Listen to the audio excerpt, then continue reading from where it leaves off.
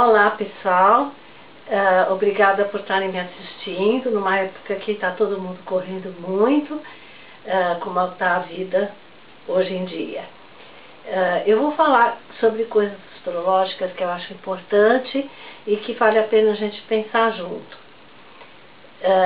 Eu valorizo muito a palavra escrita, assim como também a pessoa que lê. Dizem que o brasileiro não gosta de ler. Mas eu acho que quando nós escrevemos, eu sou favorável, porque nós somos forçados à precisão, a rever, a tornar coerente o nosso pensamento e o nosso discurso. Fora o fato que o leitor sempre pode retomar exatamente a um ponto em que ele não entendeu. O motivo de eu estar usando esse canal visual e oral é que o meu site www.astrologiahumana.com está repleto de material escrito. Eu tenho acrescentado artigos a ele desde acho que uns 10 anos atrás. Foi uma época de intenso estudo. Durante essa época eu escrevi 3 livros contando tudo o que eu penso e o que eu aprendi de astrologia clássica ocidental, né? Agora eu vou falar sobre um ponto importante através dessa outra estratégia de comunicação. Também queria fazer um parênteses e dizer a vocês que a astrologia tem muito de arte. Embora ela utilize instrumentos científicos, o que faz muitos a colocarem num patamar maior do que uma adivinhação, realmente eu acho que os parâmetros da nossa adivinhação são parâmetros mais rígidos do que os de outros estudos esotéricos. Mas isso não faz da astrologia de forma nenhuma uma ciência. Da mesma maneira que a psicologia. Por exemplo, eu fui psicóloga clínica por muitos anos, cerca de 25 anos, que no final eu juntei a astrologia com minha segunda profissão. Atualmente eu não clinico mais, mas eu percebia que o que eu fazia tinha uma base, sim, eu tinha estudado, tenho especialização, fui professora de psicologia clínica, de psicanálise e tudo mais, mas o que eu fazia no consultório era arte, porque tudo que nós fazemos pessoa para pessoa, no fundo, nós não somos robôs, nós somos pessoas. Então cada um vai ter uma interpretação um pouquinho diferente de uma carta. Mas, e isso que eu quero deixar claro, é preciso o estudo profundo para que ninguém fale coisas que não façam sentido. E que outro astrólogo não tenha nem a menor ideia de onde aquela pessoa tirou aquilo lá que ela está prevendo. Então, a astrologia clássica, tradicional e ocidental, assim como também a oriental, a védica, se focaliza muito na previsão. Então, por isso, é necessário que um grande estudo seja feito, estudo esse de anos. E mesmo assim, pessoalmente eu posso dizer que eu deixo faltar muitas coisas na minha previsão. Quem te disser que foi capaz de fazer uma previsão dizendo que no dia tal de tal vai acontecer exatamente isso, é um charlatão, porque é impossível isso. Nós podemos, se formos muito, muito perfeitos, e eu diria até termos um insight muito bom naquele momento, prever que um acontecimento vai girar em torno daquela data e provavelmente, certamente não será positivo ou negativo, isso nós podemos ver, mas exatamente o que vai acontecer é impossível, porque tem muitas variáveis sucedendo ao mesmo tempo. Variáveis essas que têm a ver com o país que vivemos, a família onde estamos inseridos, o contexto social da pessoa. Fora isso, nós temos que levar em consideração tantos pontos na carta que é difícil que alguns nos passem despercebidos. Portanto, eu sou favorável, e esse é o ponto dessa conversa, a uma simplificação, ao contrário de uma complexificação da carta. Quer dizer, então, nesse sentido, eu acho importante que a gente tente ver a carta como o rei despido. Quer dizer, você tira aquelas vestes encantadoras de asteroides, de roupas brilhosas, porque Netuno, Urano, Plutão, Ceres, eu acho que isso vai acabar colocando coisas que não são necessárias, que vão acabar confundindo, mesmo que você tenha estudado muito a astrologia tradicional. Eu acho que se você estudar muito, assim, anos, pelo menos uns 10, depois de 10 anos, você, de 200 cartas analisadas sob o ponto de vista tradicional, você tem alguma ideia do que você está falando. Antes disso, você é um cego tateando um elefante. Cada cego vai ver uma parte. Um vai ver o rabinho, o outro vai ver a orelha, vai dizer que o elefante é uma coisa chata, o outro vai dizer que é uma coisa comprida como uma cobra. Enfim, é uma balbúrdia, um caos. Então, por exemplo, vamos supor que nós tenhamos uma carta que eu vou apresentar em seguida. Essa carta que eu estou mostrando aqui, que é uma carta que eu especialmente coloquei para que Netuno ficasse assim por quadrantes dentro da 7ª casa. Eu usei aí o método de Plácidos. Então, esse nativo, ele foi, o que eu conheço há muitos e muitos anos, ele foi interpretado por uma astróloga como tendo muitas decepções amorosas, e porque o Netuno estava na 7ª casa. Então, vocês veem quantos erros nós encontramos aqui. Em primeiro lugar, o Netuno não está na 7ª. Quer dizer, ele está, vamos dizer, o Júpiter, apesar de cadente, está muito mais para a 7ª casa, porque ele está em Libra e a primeira casa é Áries, do que o Netuno, que está em Escorpião, que realmente é uma casa 8. No entanto, se você usar outro tipo de método que não os signos completos, que é o que eu costumo usar, você vai dizer que o Netuno está na casa 7. Não que eu seja contra se usar quadrantes. Muitas vezes eles são bastante úteis, você pode usá-los conjuntamente com os signos inteiros ou completos. Às vezes, mas você tem que estar muito de olho, prestar muita atenção para não fazer uma interpretação errônea. Por exemplo, entre esses dois planetas, eu acredito muito mais no Júpiter na casa 7. Se fosse, por exemplo, um Saturno na casa 7 em Escorpião, no lugar de Netuno, eu daria muito mais importância, porque o Saturno é um planeta tradicional.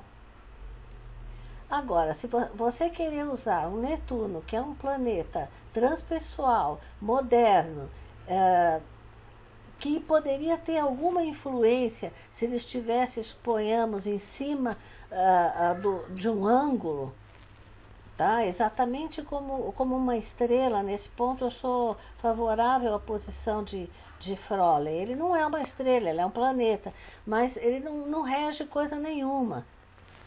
Porque eu já expliquei através dos meus 3 livros que eu, em português, que eu repeti toda a sabedoria tradicional.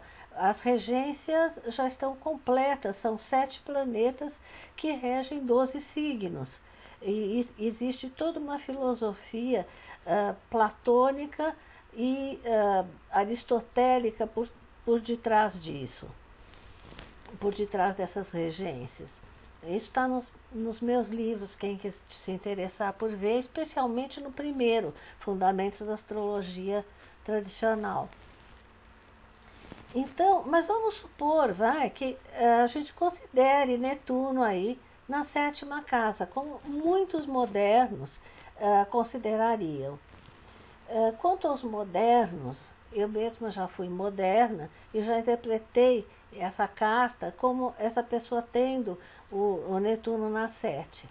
Eu acertei, ele teve mesmo muitas decepções, mas não tem nada que ver com o Netuno. Quer dizer, vamos usar um pouco o bom senso tradicional. Quer dizer, quem é o regente da 7ª casa? É Vênus. Como é que está a Vênus?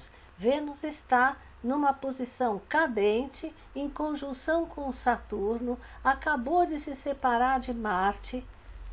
Quer dizer, é uma Vênus que não tem muita coisa a oferecer. Então, se eu fosse analisar essa Vênus, que é o regente da 7ª, de uma maneira tradicional, eu diria que, primeiro, ela está em conjunção com Saturno, que é o planeta que mais decepciona de todos, é o mais maléfico de todos.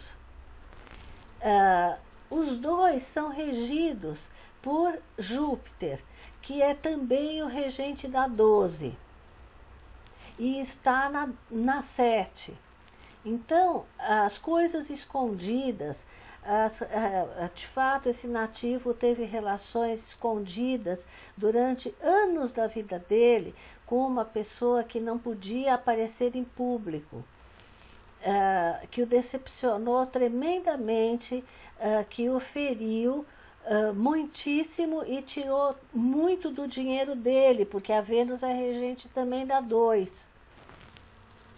Tá? Então, quer dizer, eu vou muito mais profundo se eu for tradicional e se eu despir a carta de enfeites que só vão me levar para coisas obscuras. Olha só, eu venho aqui e coloco na seleção de planetas Urano, Plutão, tem um que está muito em moda também, que é o Ceres, não sei nem como se coloca, Ceres. Olha só que loucura que fica. Aí você vai encontrar o Urano na 4ª casa. Você vai encontrar Plutão, eu nem sei aonde. Na 5ª casa. Quer dizer, não sei nem como interpretar isso. Nenhum deles é angular. Então eu prefiro muito mais a limpidez, deixa eu tirar aqui de novo, a limpidez e o despojamento da carta. Então, não colocamos nada disso.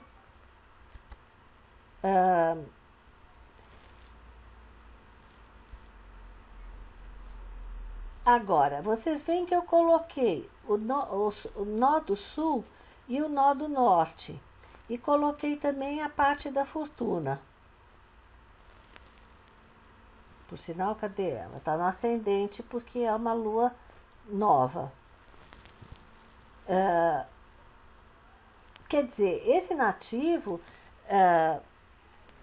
não, vamos aguardar um momento, já entro nisso.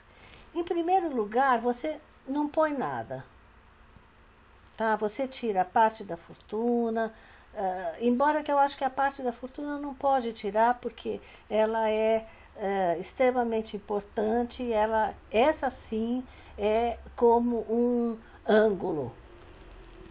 Tá? No caso desse nativo, como ela está na primeira casa, ele é 2 vezes Áries, vamos dizer, por causa da parte da fortuna, ela é um segundo ascendente. Os nodos também eu considero importantes, não nesse caso, tá? Mas se eles caírem em conjunção com a Lua ou com um dos planetas, eles têm uma tendência a trazer muito malefício. Então eu deixo. Por exemplo, você vê o nó do sul. O nó do sul caiu na casa 2 e é também regido pela Vênus. Quer dizer, coitado, as parcerias levam sempre por uma perda financeira, mais cedo ou mais tarde. E nós vemos o nó do norte, que é mais positivo, regido pelo Marte, que está domiciliado na casa das heranças, do dinheiro dos que morrem. De fato, ele teve uma herança boa, mas ela tende a ser sempre comida pela parceria. Então, a astrologia não é simples. Com certeza, até o final da minha vida, depois de mais de 30 anos de experiência, eu vou cometer erros, porque há muita coisa a ser observada. Então, sempre algo nos escapa, especialmente nas previsões. Nas previsões,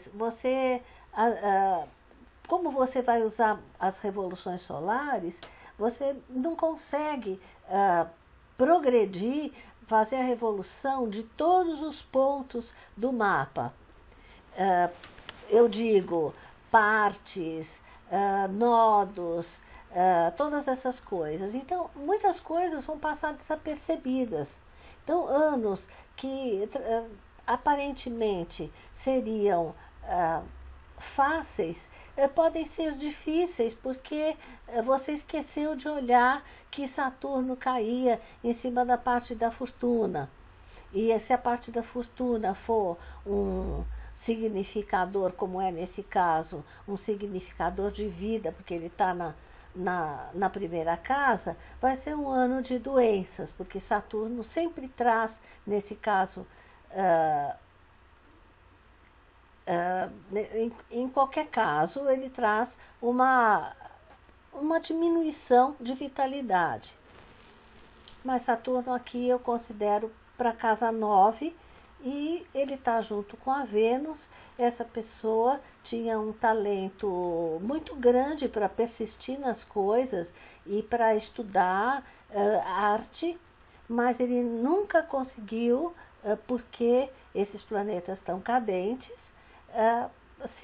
ser realmente um artista, embora ele tivesse uma vocação incrível. Ele acabou sendo mais um vendedor, que era porque Marte está no ascendente. Então, o meu conselho, embora pode parecer paradoxal, mas é de simplificar. Você simplifica e vê apenas o que salta aos olhos. Depois você começa a olhar para a fortuna, para a parte do espírito, para as partes, especialmente as partes, as 7 partes mais importantes, que é assunto para uma outra aula. E, de preferência, você se mantenha assim, bem simples. Não que você vá errar mais por estar simples.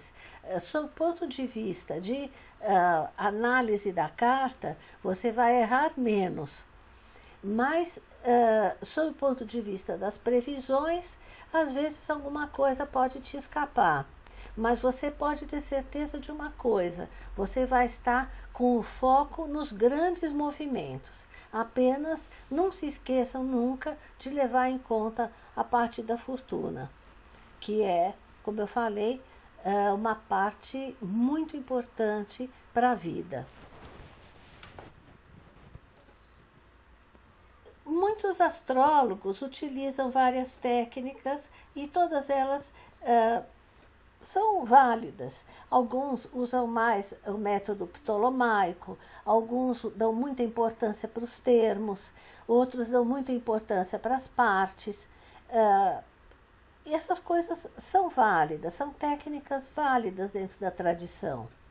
Mas o que eu estou propondo aqui é de fazer a coisa simples, não usar recursos extraordinários quando você não tem base de analisar um mapa com poucos planetas, quer dizer, com os 7 planetas básicos.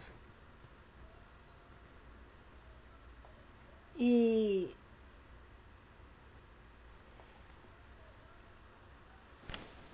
dessa forma eu acho que eu terminei o que eu queria passar nessa aula, que é tornar a coisa sensata. E outra coisa que eu me lembro muito dos meus tempos assim de estudante de astrologia era o seguinte: eu estava assim nos meus primeiríssimos anos e eu me lembro que um professor falou uma coisa fantástica. Ele era moderno, naquele tempo não haviam as traduções tradicionais. E ele disse uma coisa muito interessante, que foi o seguinte: sabe, você fica falando que Plutão está ali na casa 8, por isso a pessoa fica assim muito assim amedrontada, muito triste. Ó, Plutão na 8, ele vai morrer, então ele é pessimista.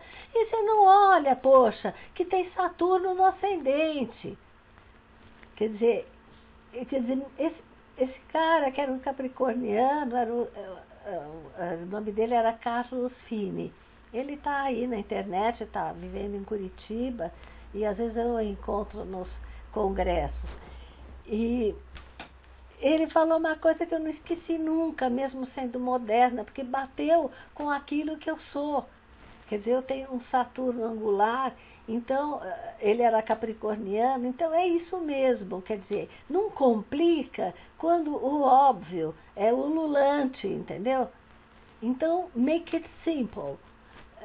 Faça coisas simples que você ganha mais, especialmente para começar um estudo.